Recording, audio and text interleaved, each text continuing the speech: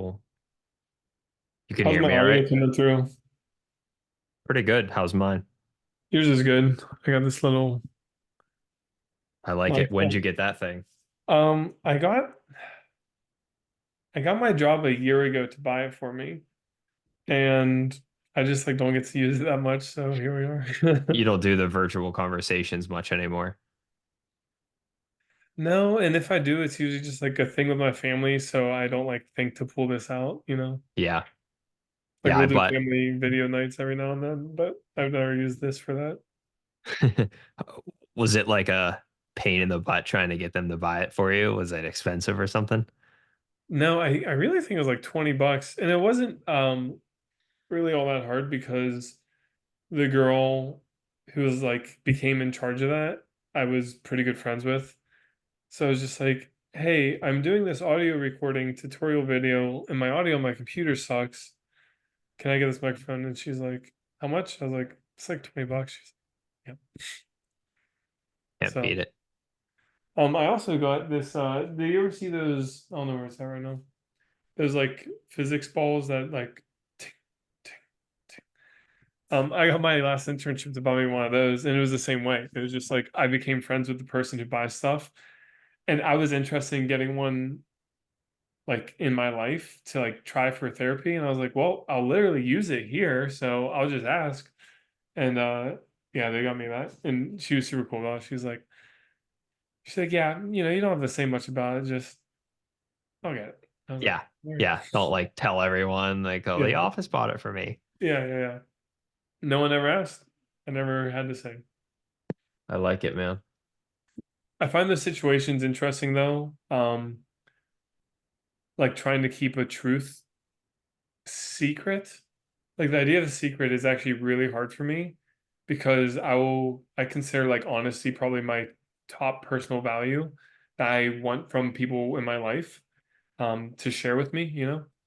And so I try to live by that example. So if someone tells me something, but someone knows to ask me the exact right question, it becomes like, oh man, these are both really important values for me, and I don't know which one to like go with. Yeah, I couldn't imagine like just something casual like that. Like, oh, like I have this, MacBook adapter and someone just being like, oh, where'd you get that? And just being like, oh, I just bought it. Like, Yeah. I would probably say it like that Yeah. with a very like sus type of tone. They'd be like, Yeah. wait, Just like, where did you really get it? yeah, yeah, The company bought it for me. It's like yeah, they said don't tell anyone. And yeah. here I am on a recorded line telling everyone about it. I just like hold up a sticky note with it with the line so I don't have to say it verbally. It's like, They bought it for me, they said not to say anything. so I did it. I have this really long note out. I was But watching a podcast today. Podcast, video, YouTube. It was literally actually a rip from someone's Twitch channel. This guy named Dr. K. Remember, I was, yeah, yeah, yeah. Yeah, if I was like yeah, Randy's father, it'd be yeah. me. He, like, hold on. We could do screen shares and stuff in here, which is cool.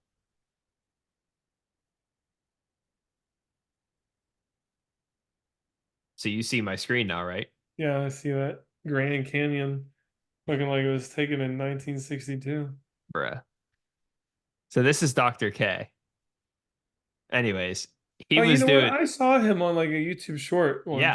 Yeah. Do you have any opinion on him or? I don't remember him except in passing, like I don't really nothing he said really stood out to me where I remember it right now. Right. No, it's okay. Anyways, So, so so neither good nor bad. yeah, the reason I was even bringing this up was because I was watching one of his videos and I actually love his stuff. Like he delivers, like he has a degree in psychiatry from Harvard, studied with the monks, the whole nine. But the thing that I was gonna plan on talking with you today about was I've heard this idea for like focus and productivity in the past, but he uses the example of like, okay, if you need to do something, don't give yourself too many options and make the options like very easy to make, force your mind to make the right decisions. Like, for example, you have to write a paper. Hmm. Your options are either sit here and write the paper, sit here and do absolutely nothing. That doesn't mean draw, that doesn't mean get on your phone, that doesn't mean go run an errand, it doesn't mean go for a walk even. Don't clean nothing. It's nothing. Or you can lay down and go to sleep, which is essentially doing nothing, but at least you can lay down. Those are your three options if you really need to get something done. Mhm. And because the brain is so wired to like hate boredom, it will eventually learn that, like, okay, if I want stimulation, even though it wasn't my previous number one option, I now actually want to do the work because I don't want to lay there and do nothing. I'm not Mm. tired and I hate doing nothing. So at least I get to do something, AKA the work. Okay. I like that a lot. That makes inherent sense to me. I don't think I would have ever like at this point in my life thought about it like that. Like I've never pieced that together in that exact way yet. Um,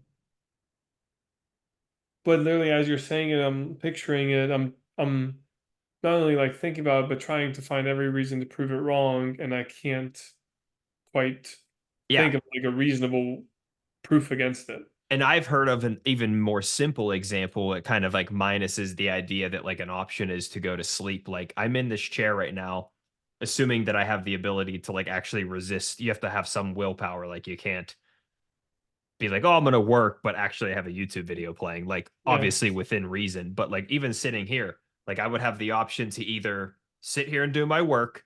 But the other option I heard in the past was like, I just have to sit in my chair and face the wall. Yeah. You can sit and face the wall as long as you want, you can tell yourself.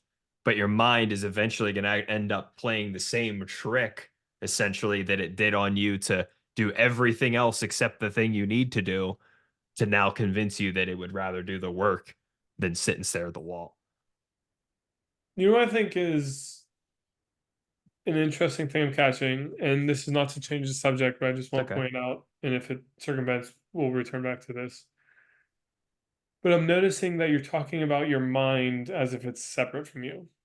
I love that you just brought this up. Okay, continue. I just want to know your thoughts about that. I'm for one fully admitting that I'm regurgitating things that I've heard online from people that I think are a lot smarter and more educated than me, especially on a subject like this. So to set the record straight on that.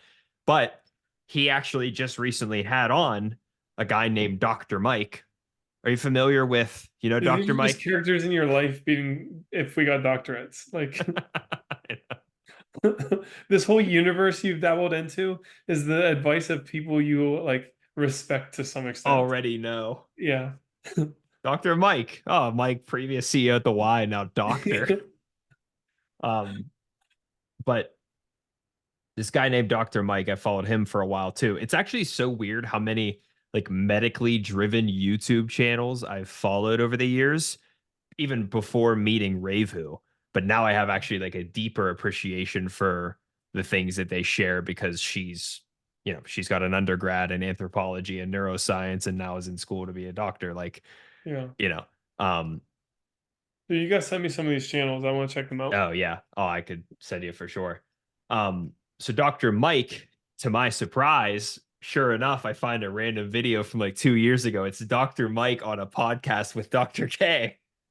So they're talking. But the one thing I learned about Dr. Mike, and I'm bringing it full circle here, is Revu could talk more about it in depth, but there's two different types of like doctors now. There's like normal standard doctor that we all know, and then there's something else called like OD. Are you familiar with what I'm talking about? Have you heard anything Mm, about this? It's like no. he self-proclaimed, even admitted that it incorporates a lot more like, I don't want to say it's like pseudoscience, but he self-proclaimed said that it incorporates a lot more like spiritual and like logical type of health. Like for example, the example that he shared was you go into your doctor, you have acid reflux. Their immediate goal is like, oh, let's treat the acid reflux. His approach with his type of school that is still respected and accepted in the US, it's just like frowned upon because it's apparently like easier to get into. That's up for debate, I'm sure. Their approach, his approach, instead of just treating the acid reflux, would actually be to spend more time with the patient and understand what's causing the acid reflux and treat that. And then the treatment for the acid reflux will come naturally. Like he said, sometimes will Yeah. come, some people will come in, their arm hurts. And next thing you know, he's talking with them about childhood trauma Yeah. because somehow it all tied together. So Yeah. that's the difference in approach. The reason I brought that all up was to tie it back to the question about like, why am I talking about like the mind and what did you say being separate, the body The or the mind and mind? yourself. The mind and Yeah. yourself. Yeah. This Dr. K guy actually speaks to it and could put it better than I can to some extent that they are separate. Like there's a you, there's like your ego, and there's like your brain. Like, yes, they are the same, all part of the same body, but maybe the way he practices or has learned psychiatry, he likes to help people through the idea that, like, hey, like, you aren't your thoughts type of thing. I don't know. I'd have to Mhm. pull up a video.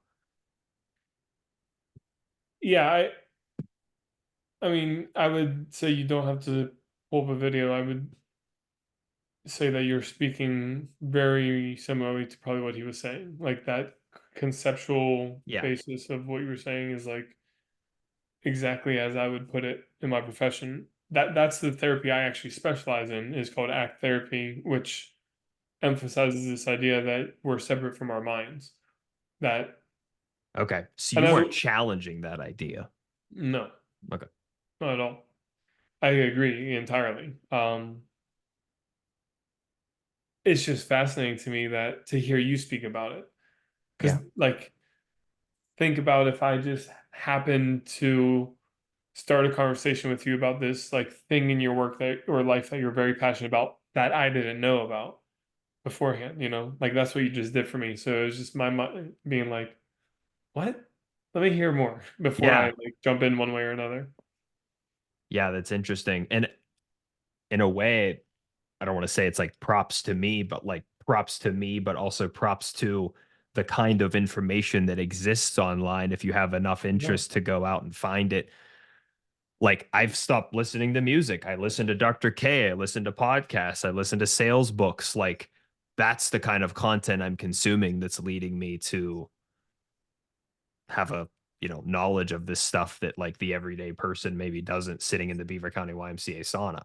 Yeah, yeah, yeah. Like you're talking to them about something like this and it's probably just like, "Whoop." Yeah, yeah, yeah.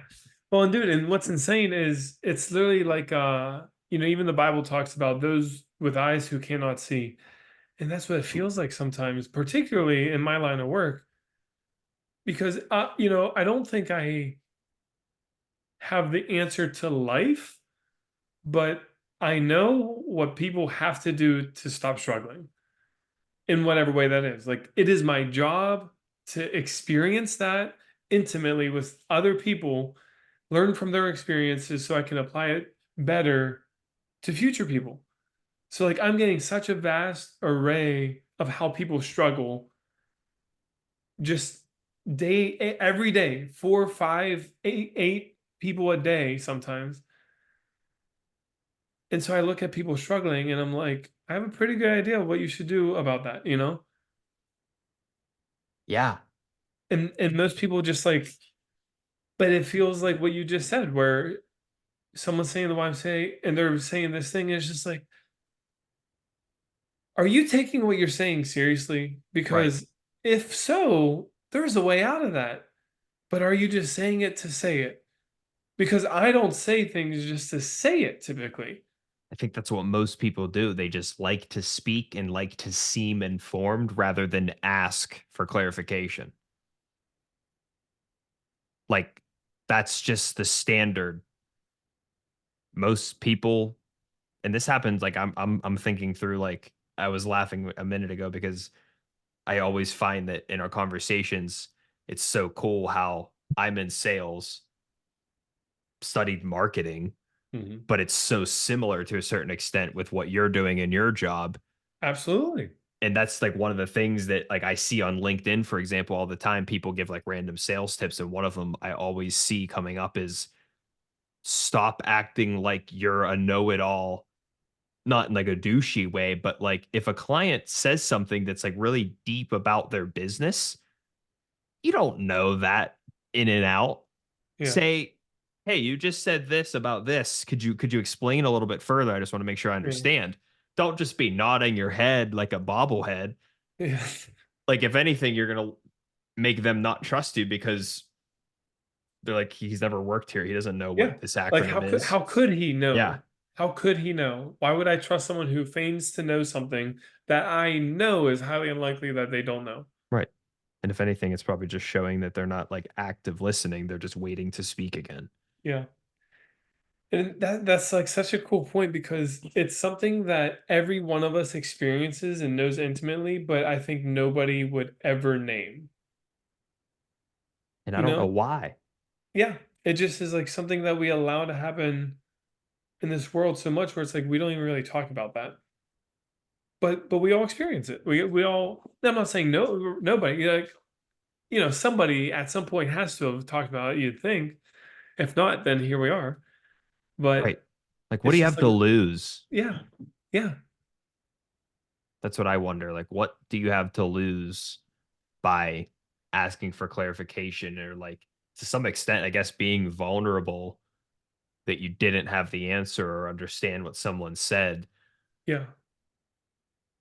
Yeah, it's like insecurity is the word that comes to mind for me, at least, where it's like I know that I probably don't know this, whatever this person's talking about, if I'm the salesman and he's the businessman.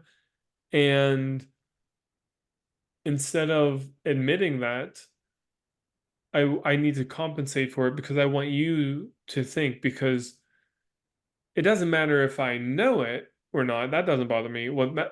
Bothers me is if you know whether I know it or not. And so that's what I'm trying to protect from, is looking like I don't know, And Yeah. so I go so far out of the way to do it. And it's like we all do that type of thing so frequently that instead of bringing it to light and being vulnerable, that keyword you just said, we'd rather just skim over it and still double down on that lack of vulnerability and be like, no, I don't need help. I know what I'm doing. Is there a correlation with this back to kind of what started off this topic with the whole like tricking your brain into being productive? Because it's constantly trying to take the easy way out in all things. Yes. And this is another example. You're in a social interaction. It's easier just to nod your head and hope that you can glaze over something in the conversation. It's more difficult to train yourself to stop and ask why. Help me Hmm. understand. Yep. Yep. Um, you said something yesterday on the phone that I didn't end up being able to bring up because it prompted us into saying like you have to go and let's just set up this call. Are you familiar with Simon Sinek? Sinek, white dude, wears glasses. He's like a productivity. He wrote a book called Start with Why. I think you might have mentioned his name, Yeah, but like because I've heard it, but I'm not familiar now. it's worth at least pulling up a picture just to see if it jogs your memory. I think Okay. Oh, this dude. oh, yeah, I've seen him. Yeah, Okay. love or hate, I don't know. I'm just saying for the sake of where the source of this comes from. Someone he was on a podcast called The Diary of a CEO. He has a bunch of different random people on, but Simon Sinek was on there, and something came up about him. Are you a good listener, Simon? The host asked, and he said, "I thought I was. For all my life, I thought I was a great listener until my wife or somebody told me that you're actually not that great of a listener." Because what he was doing and what he finally ended up realizing was that he's a great listener to strangers, but he's not that great of a listener to the people that he sees each and every day. And you Hmm. said something yesterday, I won't go into too much detail, but basically you saying like, I find that I'm overanalyzing what someone's saying and Hmm. like overthinking it than actually just listening to them. But I find myself doing the same thing. Like if I went down the street tonight during the March Madness game and I sat down at the bar and there was someone in there that actually seemed to have like something half decent to say rather than like the weather or something stupid about the game, Like I would love to chat with a stranger and he would probably have my undivided attention. Mhm. But if Mhm.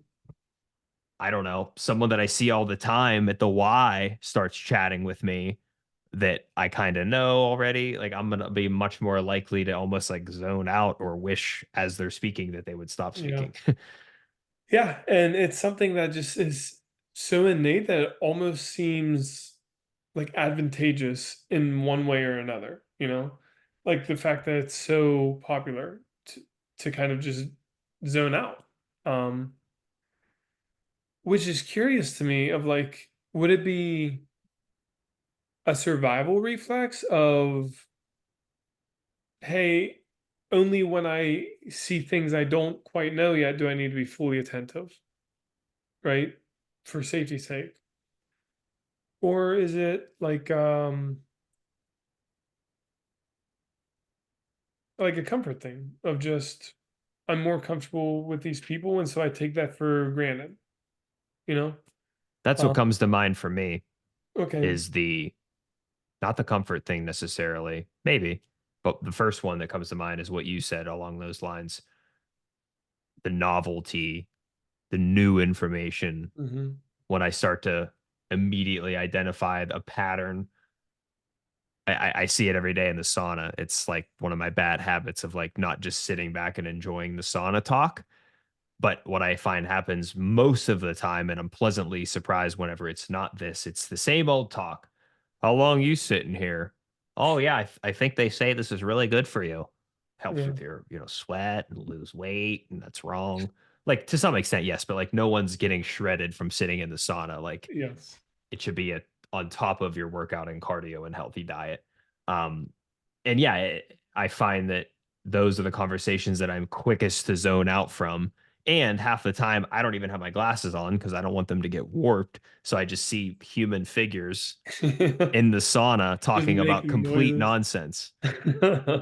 And I'm like, we should be talking about, I don't want to say we should, like, I know everything. I'm just saying, like, I would rather be talking about something like a new scientific study about saunas or the recent drama with Andrew Huberman, who kind of like blew up the idea of saunas or something like not the weather, not just a bunch of BS. Have you ever interjected and like tried to steer it in a conversation like that way?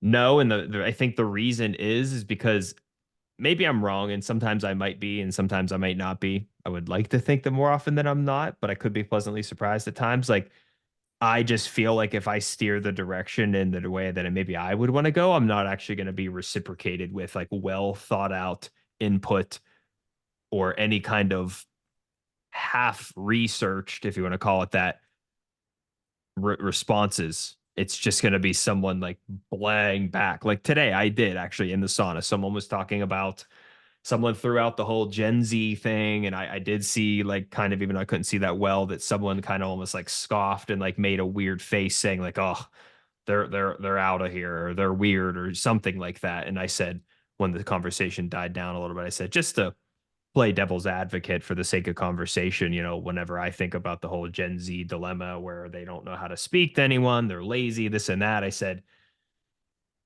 if you're looking at it from the social aspect, the things that they're lacking are things that don't just come naturally.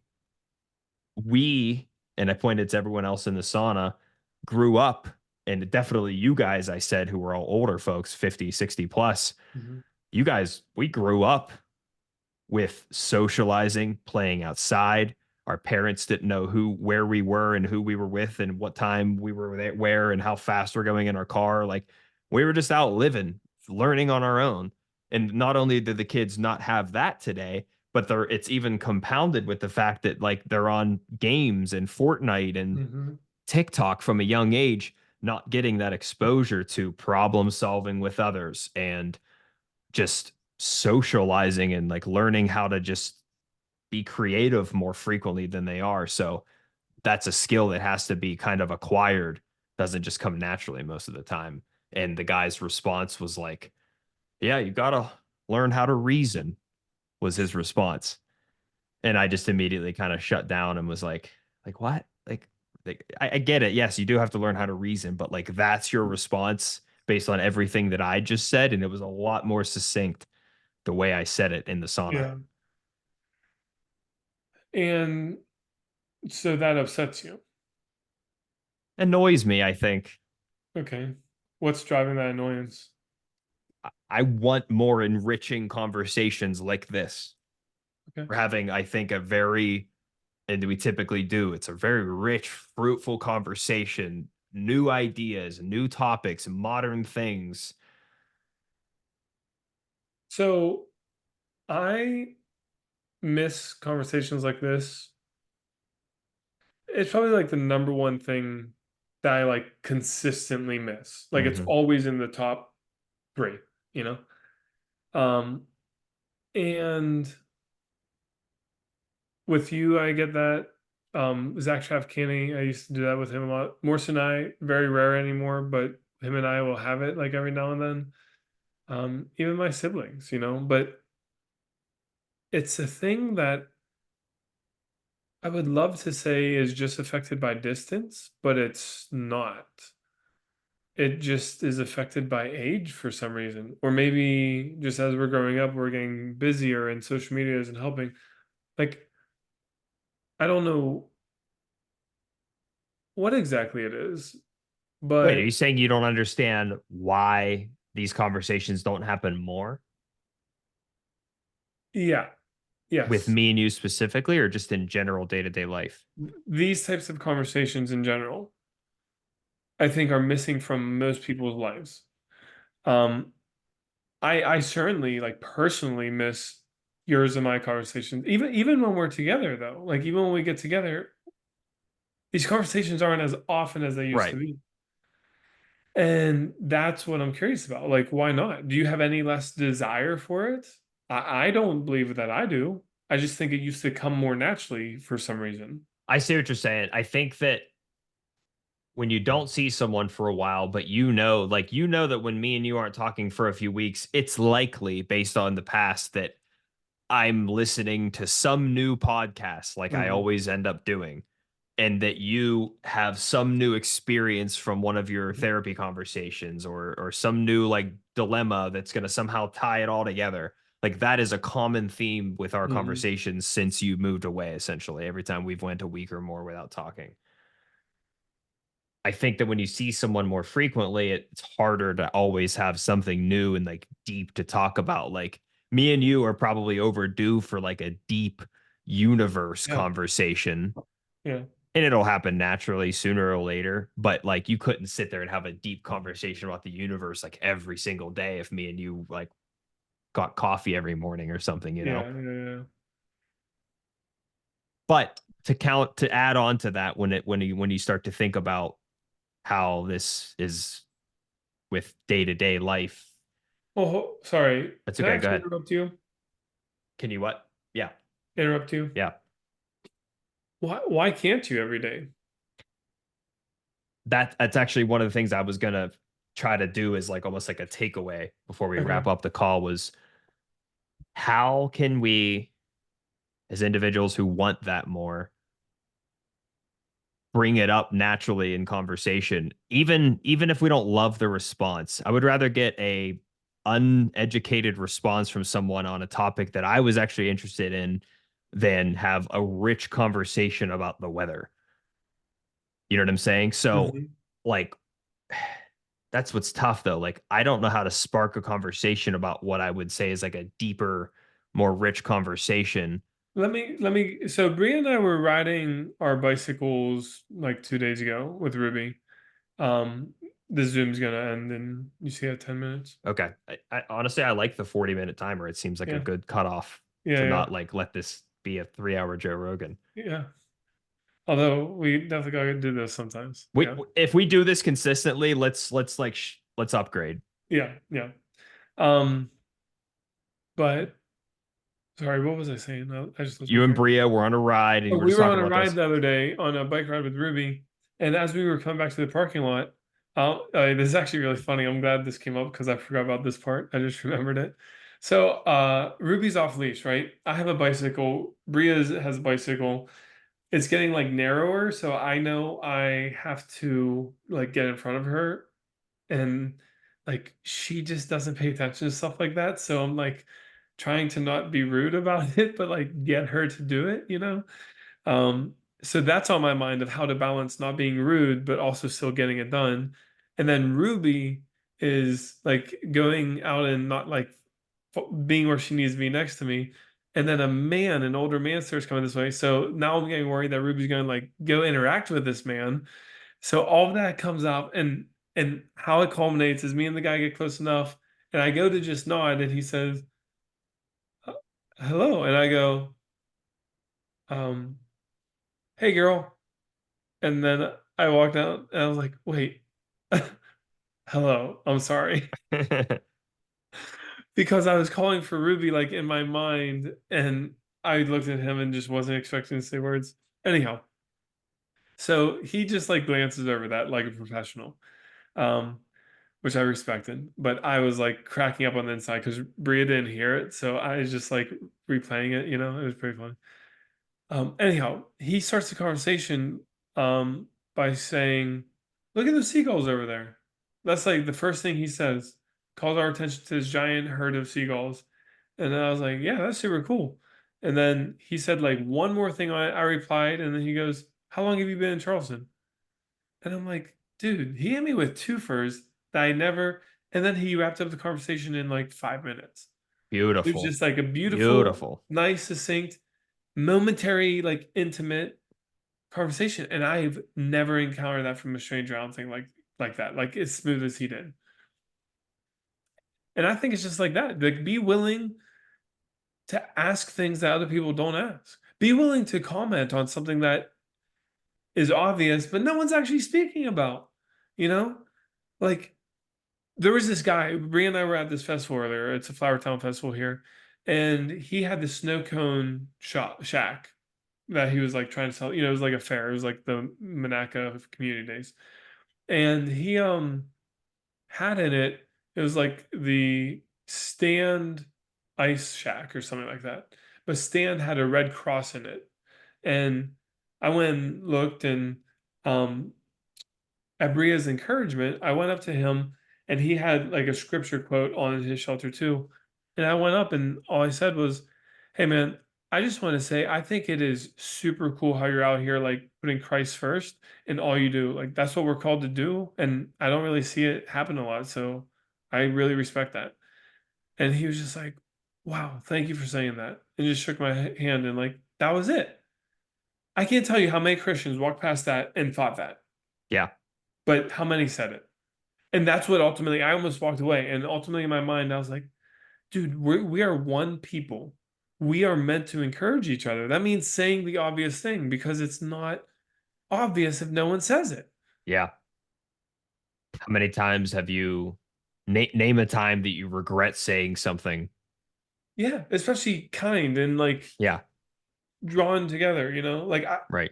no one's ever been like, mind your own business to comment like that, And even if they did, Like, okay.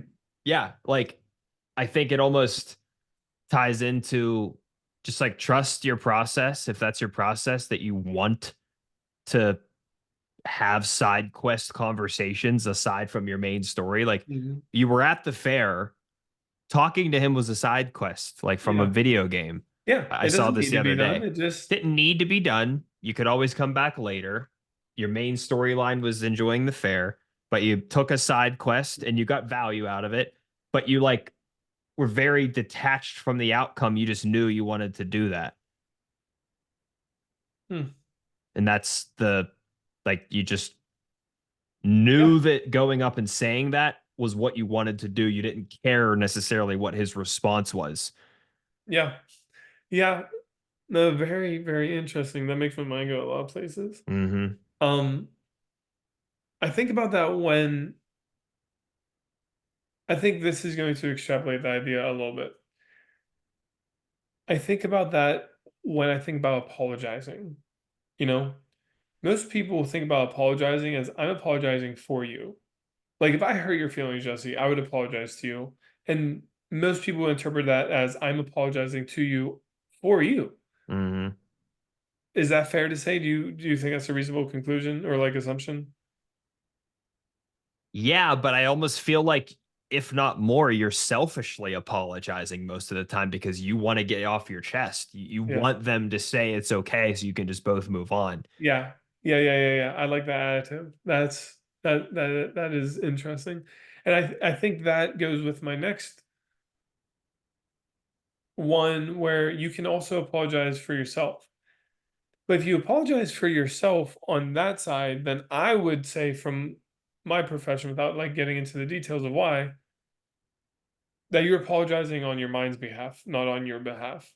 If you're apologizing to get off your chest so that you feel absolved, you're not actually apologizing for anyone at that point. You're Right. just trying to do it. So that's a third option that isn't like whatever, you know?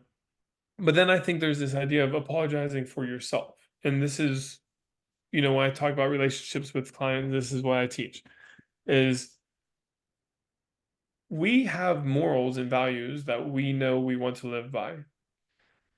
Our mind and like emotions, they operate to function, right? They're just doing it, right? They want to satisfy our needs and desires.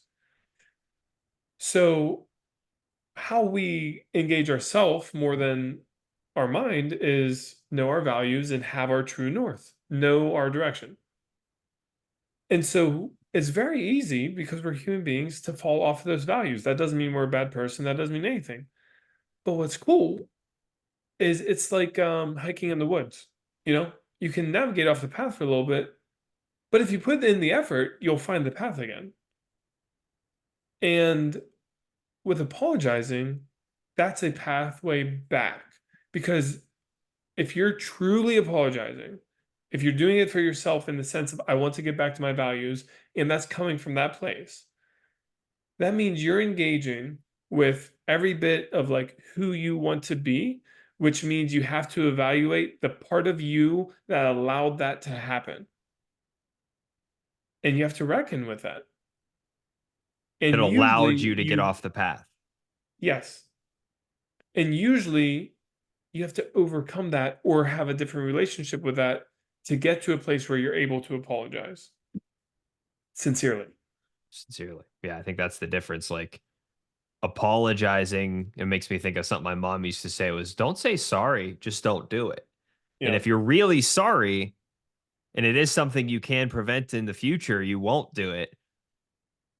But until you kind of learn your lesson, you will probably find a need to keep apologizing for it, and then until one day you actually mean it, and then that Yeah. becomes part of like who you are and how you operate, which is I'm a person that doesn't do that. I don't want Yeah. to have to apologize for it again, sometimes more Yeah. severe than others. Yeah, that's So, been a big struggle. That's probably was the biggest struggle with me and Bria at the beginning. Um, I mean, she's just younger than me, man, and she's incredible. Like the growth that that girl can do is yeah, better than anyone I've ever witnessed, myself included, which is saying a lot because I have a high value of myself in that regard. But the thing that like was stumping her is she would do something like something that really would hurt me in a way, and not intentionally, and not whatever. And then she would apologize. And to her, it's I'm sincere. But to me, it's like, okay, if you're sincere, like it probably won't happen again. Not saying that you're not allowed to make an accident, but there's a difference. right. And then I I see her also do don't it. want us to get cut off. I don't know if this will end or Oh not. yeah, less than 1 minute. Yeah. Anyhow, um, so she kept doing the things, and I'm like, dude, it's like I don't believe that apology because you wouldn't be doing it over and over again. And Right. eventually she got that.